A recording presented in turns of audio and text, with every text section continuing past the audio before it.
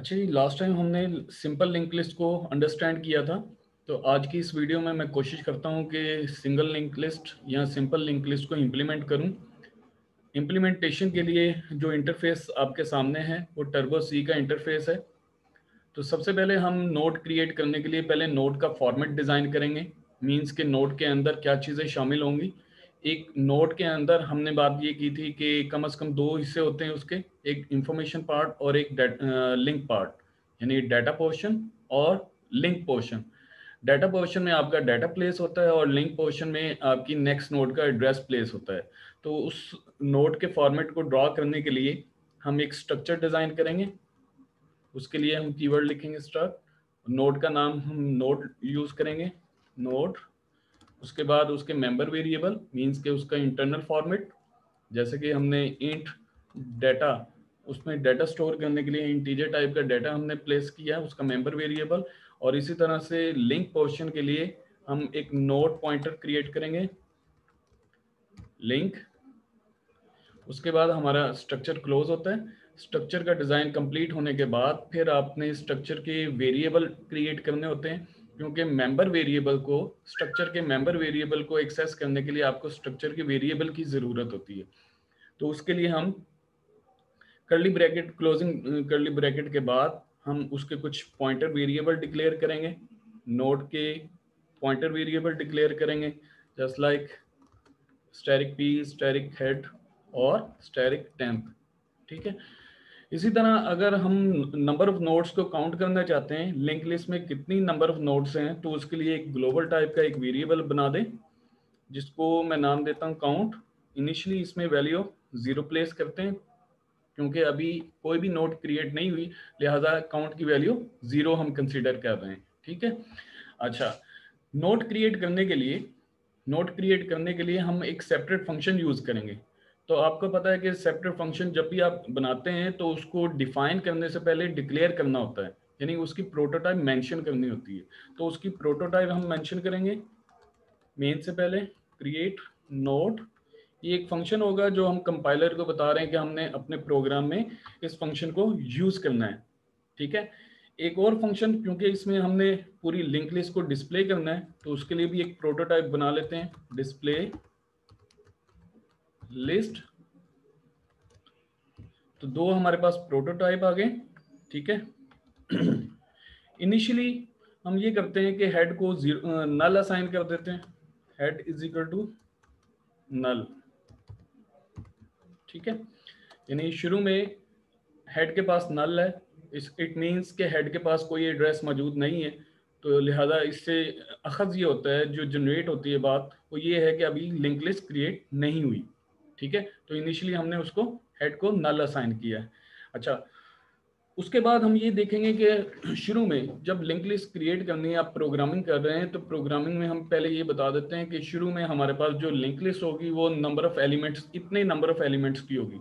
तो उसके लिए हम एक वेरिएबल क्रिएट कर लेते हैं, जिसमें हम n वेरिएबल क्रिएट करते हैं, जिसमें यूजर से वैल्यू डिमांड करेंगे कि शुरू में कितनी नोड्स होनी चाहिए, या उसके अंदर लिंक लिस्ट के अंदर कितनी नोड्स होगी। तो उसके लिए यूजर को एक मैसेज दें, cout enter number of nodes initially.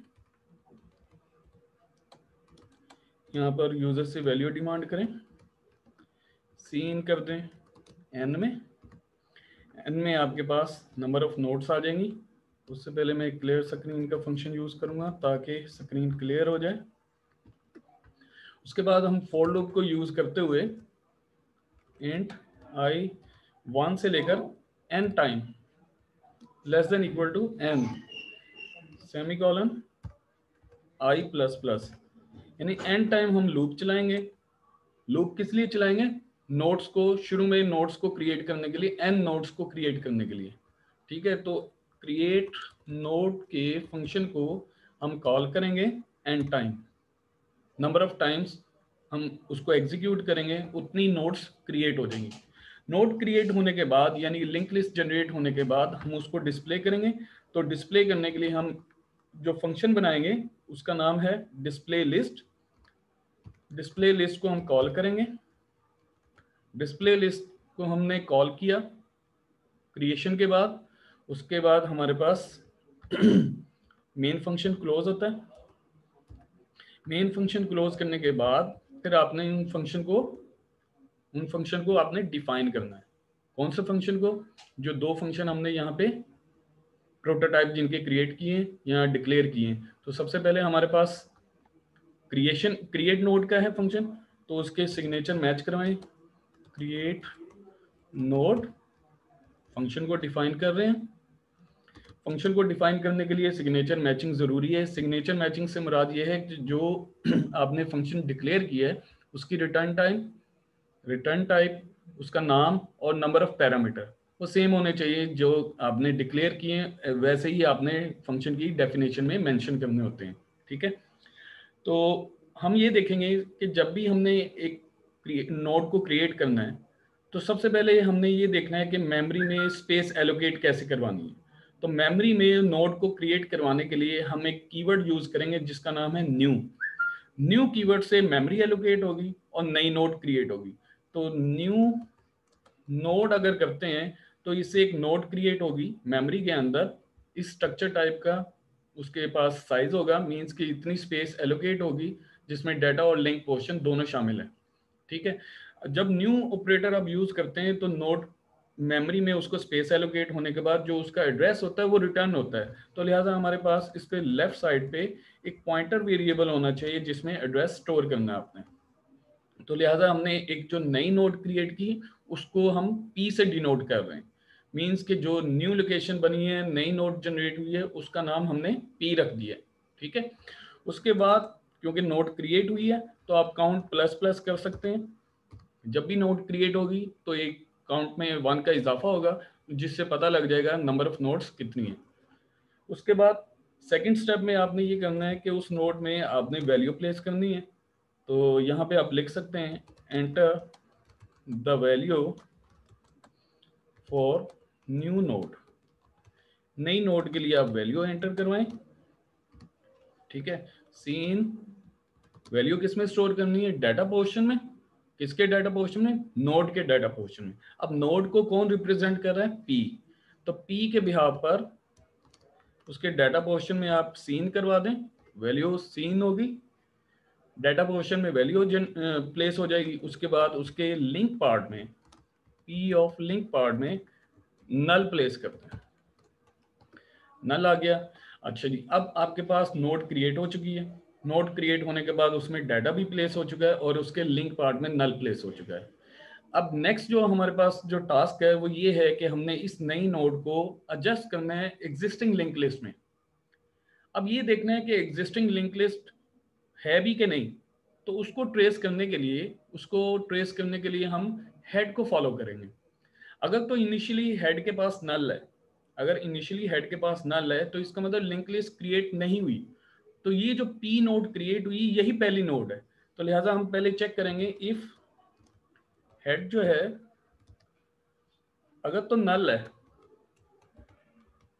अगर तो नल है जो कि शुरू में हमने नल रखा हुआ है, अगर नल है तो इसका मतलब कोई नोड और नहीं है। तो ये जो पी है ये पहली नोड है। तो पहली नोड का एड्रेस हम हेड को असाइन कर देंगे। तो लिहाजा head is equal to P कर देंगे ताकि हमारे पास जो पी क्रिएट हुई है नोड वो पहली नोड है।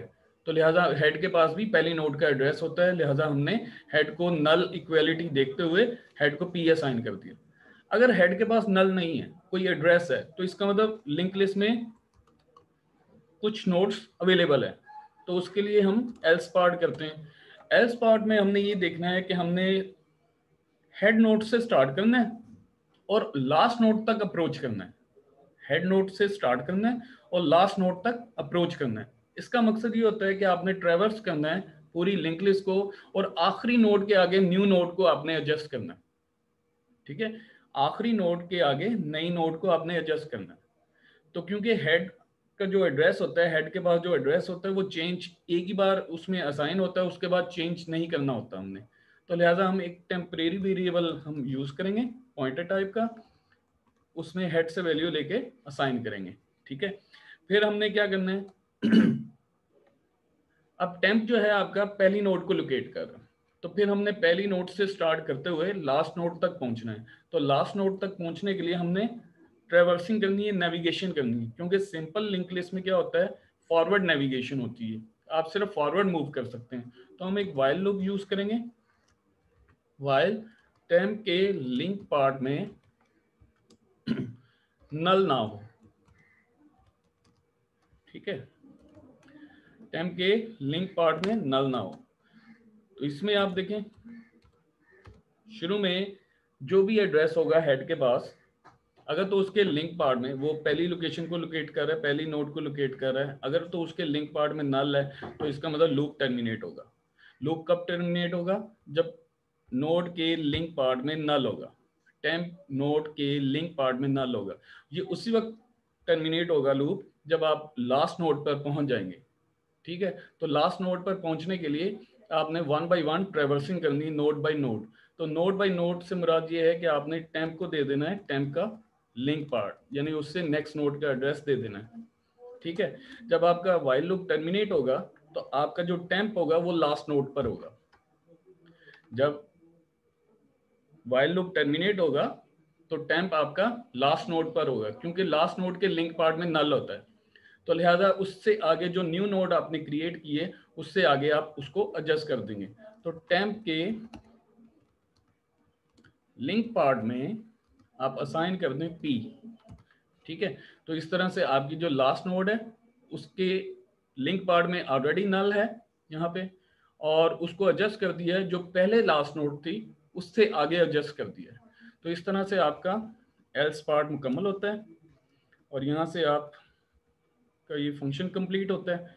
तो इस तरह से आप एक नोड को क्रिएट कर सकते हैं और क्रिएट करने के बाद लिंक लिस्ट में आपने एडजस्ट करना होता है, ठीक है। अब नेक्स्ट हमारे पास नेक्स्ट फंक्शन जो है वो डिस्प्ले का है, डिस्प्ले लिस्ट। डिस्प्ले लिस्ट उसी तरह से आपने डिस्प्ले करनी जिस तरह से आपने ट्रैवर्सिंग की है, जिस तरह से आपने नई नोड क्रिएट करने के लिए लास्ट नोड तक पहुंचे, आपने वन बाय वन नोड को आप ट्रांसफर करते जा रहे हैं उसका एड्रेस नेक्स्ट नोड का, लेकिन यहाँ पे हम ट्रांसफर करने से पहले उसके डाटा को डिस्प्ले करेंगे। तो यहाँ पे हम ये चेक कर लेते हैं, यहाँ पे ये चेक कर लेते हैं अगर हेड नल नहीं है अगर हेड नल नहीं है तो इसका मतलब नोड अवेलेबल है उसमें, तो आप डिस्प्ले कर सकते हैं। तो टेम्प में असाइन कर दें हेड, ठीक है, और उसी तरह से while temp is not equal to null, ठीक है। अब यहाँ पे थोड़ा सा डिफरेंस देखें कि temp is not equal to null, इसका मतलब टेम्प में नल आएगा, मींस कि ये आखिरी नोड से भी आगे निकल जाएगा, नल हो जाएगा, ठीक है। यानी आखिरी नोड का डाटा शो करने के बाद ये नल हो जाएगा। तो यहाँ पे हम टेम्प का डाटा शो करेंगे, डाटा शो करने के बाद आप एक स्पेस दे दें, उसके बाद सेमीकोलन लगाएं, फिर टेम्प को आप असाइन कर दें टेम्प का नेक्स्ट पार्ट, ताकि वो नेविगेशन परफॉर्म हो, नेक्स्ट मूवमेंट आ जाए, ठीक है। तो यहाँ पे आपके पास ये कंप्लीट होता है। कंप्लीट होने के बाद फिर आपने क्या करना है, आप इसको शो कर दें, यहाँ पे एक मैसेज भी दे सकते हैं हम, सी आउट, यहाँ पे the total the elements of link list are as follows, ठीक है। और यहाँ पे हम क्या करेंगे, इसको क्लोज करेंगे और इंसर्शन ऑपरेटर एंडल मैनिपुलेटर हमने यूज़ किया, और यहाँ पे one by one values display होगी। डिस्प्ले होने के बाद हम नंबर ऑफ एलिमेंट के बारे में बताएंगे, cout \n the total element in single list are. अब ये वैल्यू कहाँ से पिक करेंगे, काउंट से, ठीक है। तो काउंट से पिक करने के बाद आप एंडल लगा दें, एंडल लगाने के बाद आप एक लाइन भी शो कर दें ताकि सेपरेट फील हो, तो ये हमने कुछ डैशेस लगा दिए, उसके बाद एंडल। तो इस तरह से देखते हैं हमारा ये इफ पार्ट भी कंप्लीट होता है। एल्स पार्ट में हम लिख सकते हैं कि अभी हमारी लिंक लिस्ट क्रिएट नहीं हुई।